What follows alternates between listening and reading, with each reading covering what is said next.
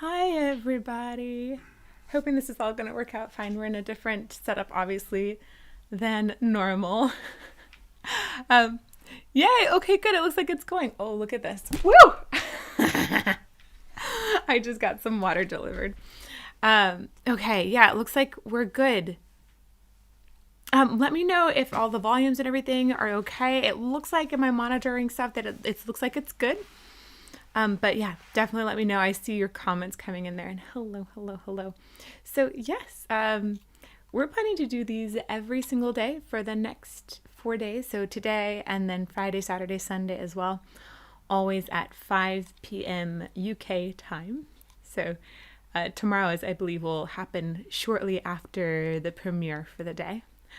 And basically just want to update you on how my very first metal festival experience is going. It's kind of crazy. Yeah. And there's a lot. Oh, thanks for letting me know about the volume. That was really helpful. Yeah, it's kind of nuts. It's it's very busy. It's obviously it's very loud as well. I do like the vibe at the festival. It seems like people have a lot of individualism, and there's a lot of very loud styles, a lot of originality that I see, and I like that. It definitely is friendly overall. Like that is, it's got like a family, almost like a home kind of vibe. And we've been talking to people, and they're saying, oh, that the way the festival is family run, it just has that kind of feeling where a lot of people talk about it as like coming home in the summer. So that's been really cool to hear about. We see families as well with their kids, and just lots of people hanging out and having fun. Good. Oh, I'm glad it's coming through loud and clear.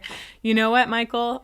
We did not bring earplugs, and we have to get some, because I know that even from just listening to a few bands so far that it has been loud. The bass especially, like it makes my stomach rumble.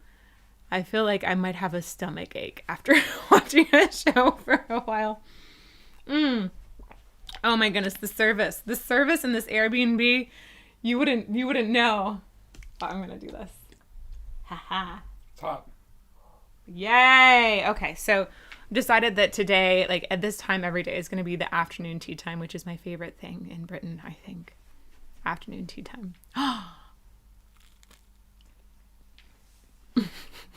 I told you, the service. There's this amazing bread that Kurt got. It's a sourdough bread with this cherry jam. I love it. I love it so much. Thank you, Richard. All of the merch sells earplugs, or all the merch tables sell earplugs. That's awesome. We will go and get some. That's going to be one of the first things we do when we get back there today.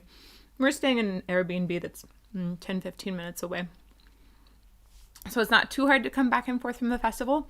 And we wanted to ensure that we had a really stable Wi-Fi, which the festival has Wi-Fi, but it cut out a couple times today. So with the merch and staff, they try to have that always available, but you can only do so much. It's out in the park in the middle of nowhere. Well, not in the middle of nowhere.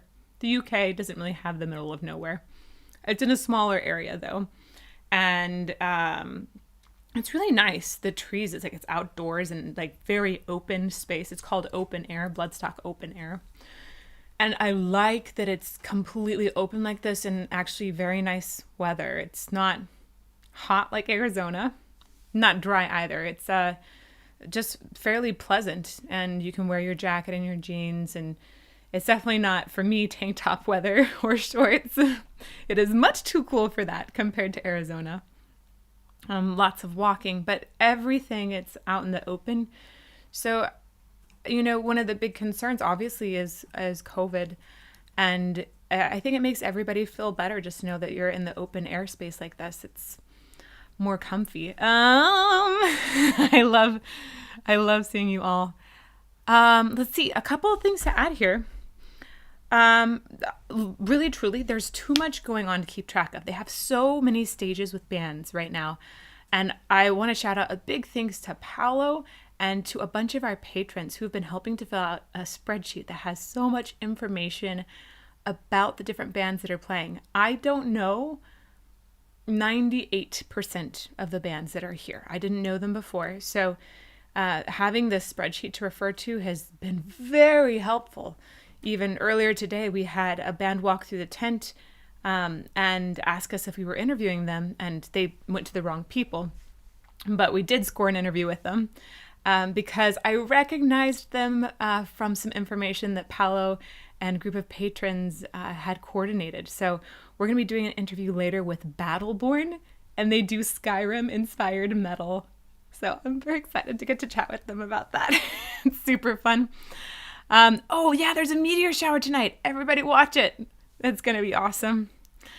And we also have an interview later with Punk Rock Factory.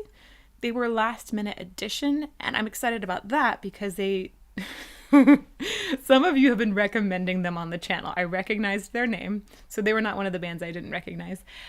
They do like metal versions of Disney songs, or they just released one like a Power Rangers theme song. It's just hilarious. They have some really hilarious material. They did a great version of Let It Go, essentially. So that'll be fun to chat with them.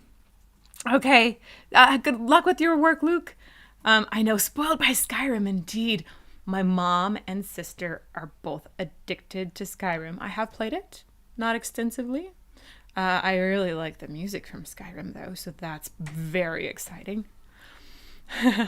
Yeah, there's a ton of people there that we've been running into that we know as well, or that know the channel and say hi, and I'm like, oh yeah. Shout out to Apache. We ran into Apache earlier today, and Apache got one of our shirts. So, by the way, if you are at the festival and you haven't already, you should come up to us and ask for a shirt. We still have some shirts left over. You just have to ask for it and give us your shirt size, okay? I hope you'll do that. It's the Spoiled by Metal shirts, which I feel like is very appropriate for this festival. Yeah, it is. It's kind of insane how many people recognize us. I'm very surprised. Yeah, everybody is really nice, very courteous. Just yeah, I think it's a good group of people.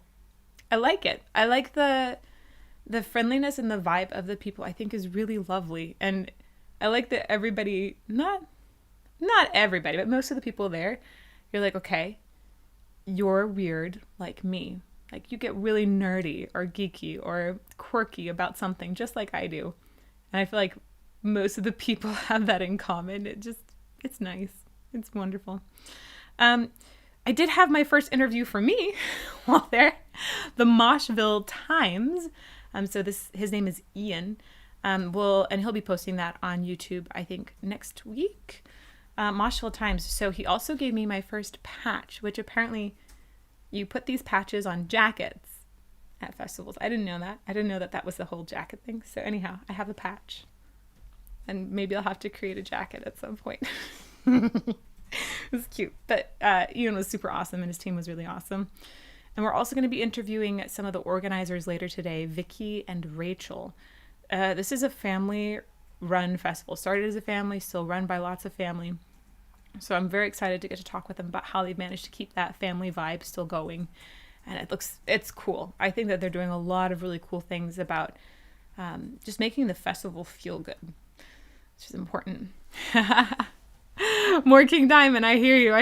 I know, patches. It's a thing. Oh man, that's good.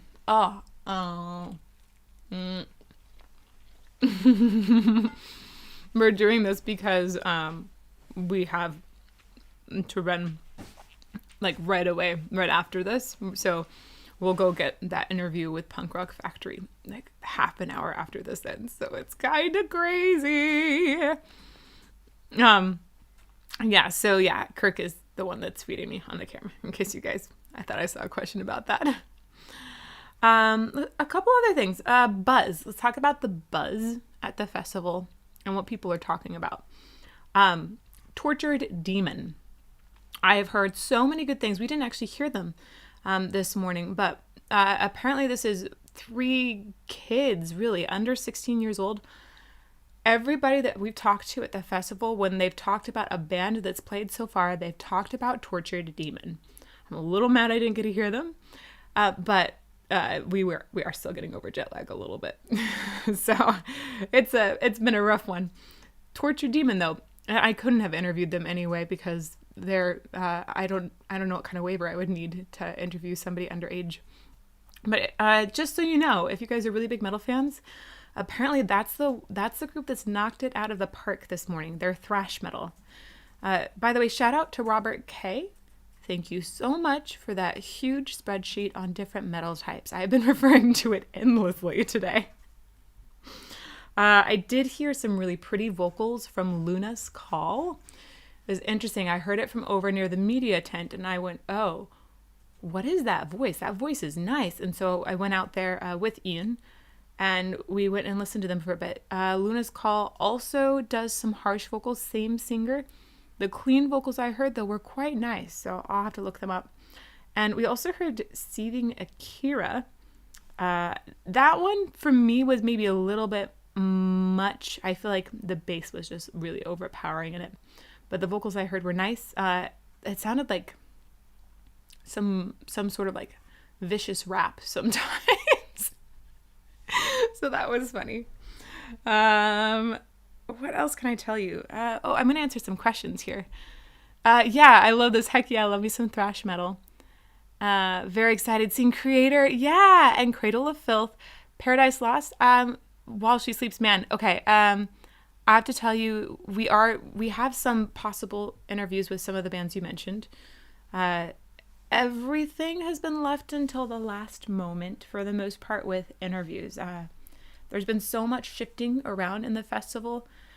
I know that even the first day we got here, there were 7 bands that were not able to attend anymore because of a positive COVID test or a sudden travel issue that happened. So, yeah, I think it's quite the feat to be able to try and, to be able to put on a festival right now. We're getting COVID tests all the time as well. So we had one yesterday, had another one today. I believe there's one that we take for the UK government tomorrow, and then another one that we take on Saturday. So yeah, we have a lot of COVID tests that are happening.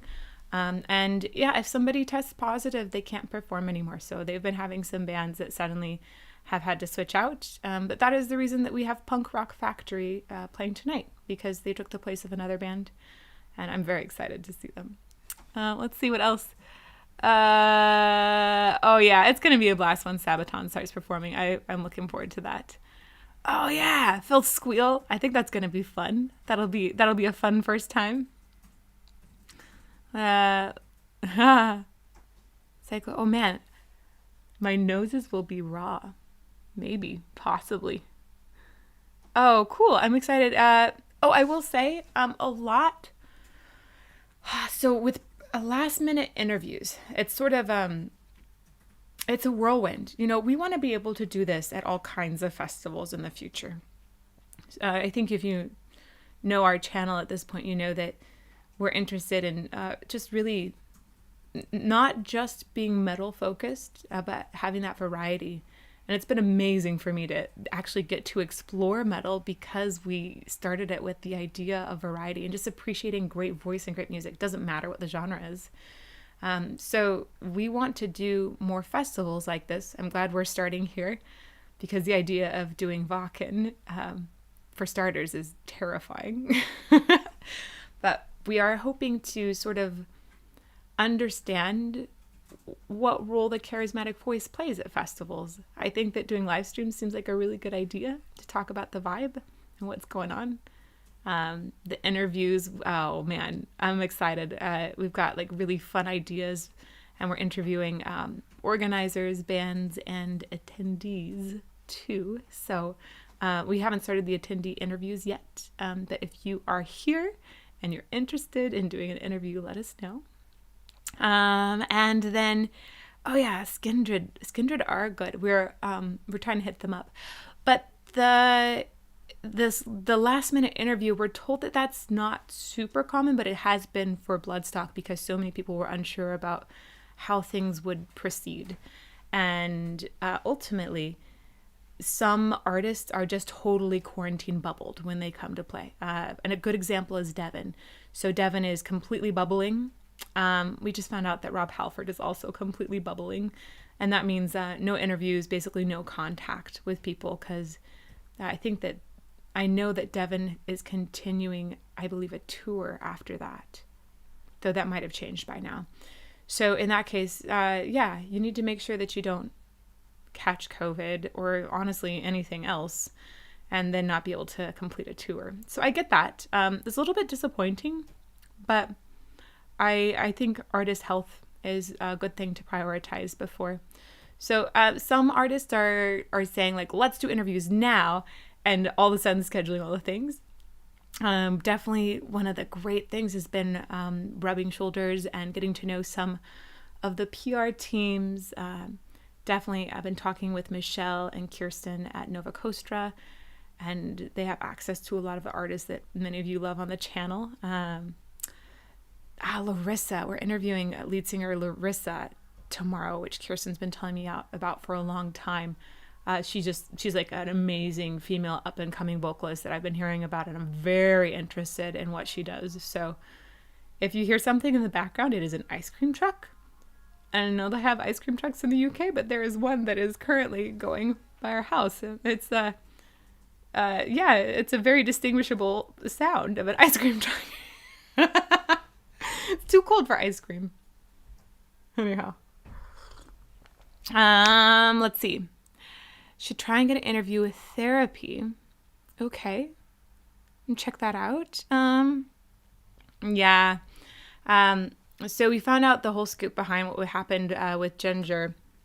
Essentially, and I think that they tweeted about this as well, but we got a little more info. The COVID travel regulations with the UK shifted sort of just before we traveled here. And as a result, Ginger was suddenly able to come again. And they were like, yes, we can do this. Unfortunately, as they started getting everything in place, UK Gov just wasn't able to get their visas through fast enough at that point. So that is what happened. It really stinks. I know all of us were really, really sad about that. We are going to be seeing Ginger on their US tour, though. I think we're going to be seeing them in December. So that will happen still. Thank you for the Chris Cornell reaction shout out. What has surprised you the most there coming from Aurora Serenity? Oh, what has surprised me the most? I really think the thing that surprised me the most is the variety of outfits. Just like walking around and saying like, oh, I should have brought a lot of cosplay with me, right? Though I'm pretty proud to be sporting some Charismatic voice merch, just gotta say. But I realized people had said, oh, you should bring your unicorn costume. And I was like, oh, that would be fun. But I feel like that would draw way too much attention. And now that I'm here, I'm like, oh, that would be very normal. So that's been fun to see.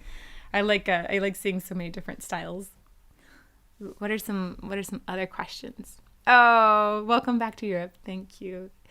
The bread and the pastries in Europe are amazing.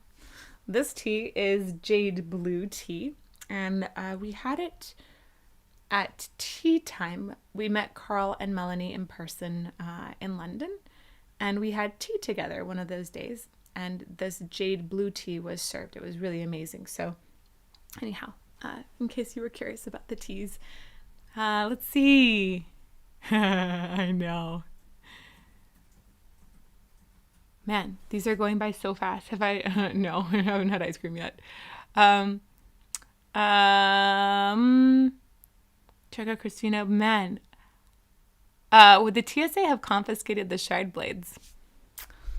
I don't think so. I mean, we could try someday, but they're LARPing swords, so they're a little bit foamy.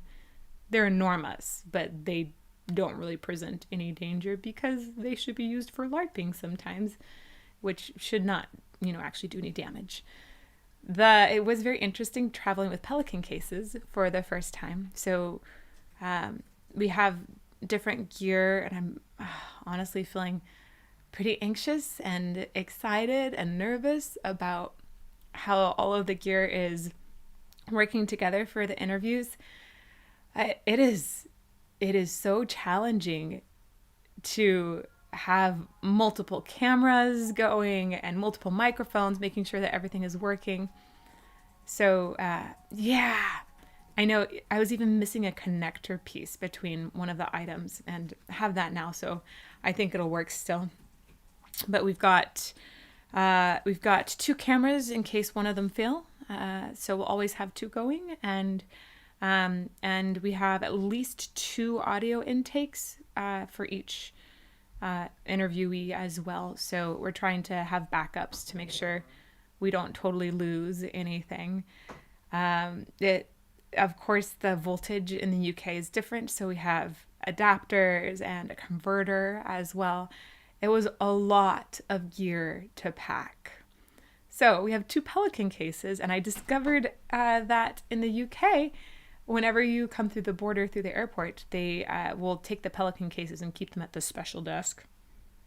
And then they asked me about it. We're like, what's in here? I was like, oh, like camera and recording gear. And then the lady was really nice and was like, oh, okay, that's fine.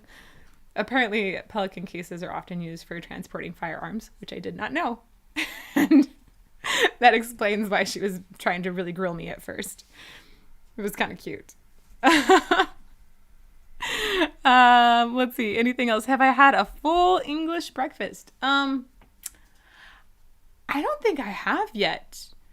The jet lag has not made us very hungry in the morning, but we try to eat because otherwise I get really queasy. What I have had is amazing pastries.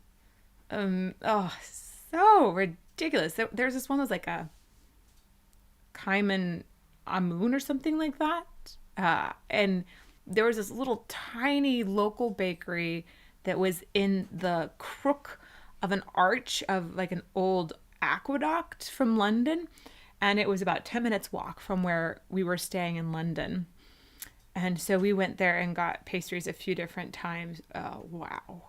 Just wow. I remember from the various times I've lived in Europe how amazing the pastries and bakery is, but I did not remember well enough because it was just flooring delicious good. In general, the food in London was amazing. Super amazing. An English muffin. Are we doing any sightseeing on the trip? Thanks, Andrew. Yes. We've done a little bit, not during the festival, just very busy with the festival. So during this time, we won't do any. But when we were in London, we did go on the Eye, and we went to Westminster Abbey. Let's see, what are all the things? We went to a couple museums. We went to the National History Museum. That was awesome. And we went to the British Museum as well. We had expected to just be in quarantine once we got to London. But then the regulation shifted for anybody that was double jabbed coming from the US. So we were lucky and got to see a few sites. But, we've had dinners out, but we've also been doing work and recovering from jet lag. So some sightseeing, not tons.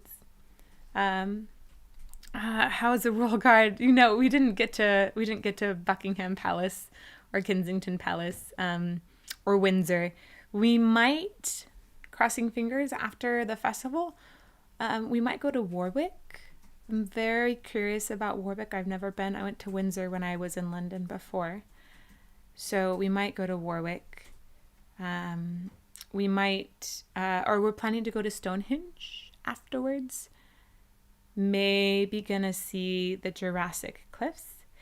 But we've also caught up with a few friends while here. So we were in Cambridge for a day catching up with one of Kirk's old friends. And we're going to be seeing Andy Guitar in Brighton shortly before coming home. So we'll kind of do a little tour. And I think we're going to see the Roman baths in Bath. So, we're here for a fairly long time overall. And we'll get plenty of sites in. Not all of them. But some, and we have, lots of business things to do in the meantime. his son. Oh, we went punting. Punting through Cambridge. Yeah, we went punting through Cambridge. Kirk and I were like, what's punting? But punting is where there's usually like a college student, but there's all kinds of people that actually do it. And they have these long poles, and they have you in a boat, a very flat boat. And then they use the pole to push you along the canal in the boat. And it was a really great way to see the different architecture in Cambridge. It was really lovely. Mostly, though, we were rained on a whole bunch during the first week, which if you guys know about our Instagram, you saw that hysterical picture that was right outside Westminster Abbey. Oh, yeah, we were in Cambridge for part of the day, most of the day. Yeah, it is kind of cool that we're going out in the country and seeing some things. Oh, I saw something about Stonehenge go by and maybe a problem with it. It is, Avebury. I have no idea what Avebury is. Who's my favorite metal band? Dan. Currently, I'm gonna take it to Metal Singer, and right now, I think this always can change, but at this moment, for me, Ronnie James Dio is just a god when it comes to metal. I can't get enough of his singing. So, it's amazing. It's really amazing. There's other things and other aspects of many singers and bands that I think are amazing as well. But wow, just wow. I'm so pumped by everything he sends. Like, okay, oh, you're gonna give, yay! Make an appearance. Because I see. There's the charismatic husband.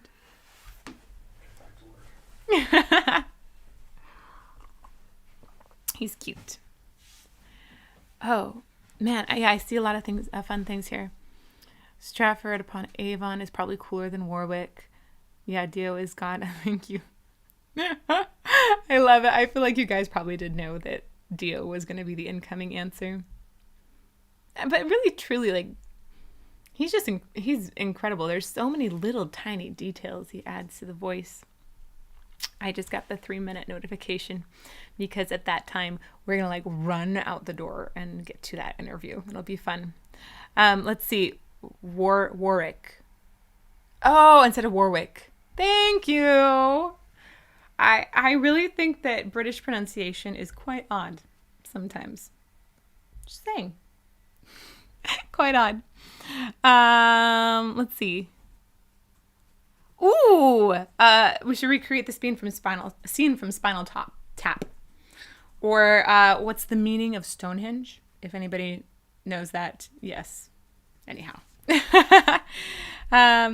didn't go to the Globe Theater. I think we walked by it, but I know that some shows are going in London again, but we didn't end up going to any. Favorite living metal artist? Oh man, Andy. I don't know right now. I don't feel like there's a clear winner. I feel like I could give an unclear winner, or I could give a clear winner with Dio in the pod, but I don't know about living. There's several, and I feel like it almost is going to depend on my mood at the time. Oh yes, exactly. You got it, Elvis. What's the meaning of Stonehenge? Thank you. Yes, if you guys haven't seen that, if you want to laugh, it's hilarious. I mean, yeah, it's true. Flory is really incredible. Really incredible. Started like thinking about looking forward to, and then we're going to have to hop out. Obviously, Devin Townsend is playing tomorrow, and I am so excited to see him. I think Punk Rock Factory and Battleborn are probably the ones I'm looking forward to the most tonight, but who knows? Could be surprised by anything. I feel like there's lots. And, you know, I think we're just going to have to talk more about what we're looking forward to tomorrow, because I'll be back here right after the premiere of Lorna Shore. So we'll be doing another live stream right after that. That Lorna Shore video is amazing. It's ridiculous. Wow. If you haven't already seen the preview for it, you might want to go check it out. So we'll see you in live chat for that tomorrow, and then see you back at another update on how Bloodstock is going. Okay, guys, I'm gonna go do an interview. I'll see you soon, or see you at the festival. If you're there, come up and ask us for a t-shirt. Okay, cool. Bye.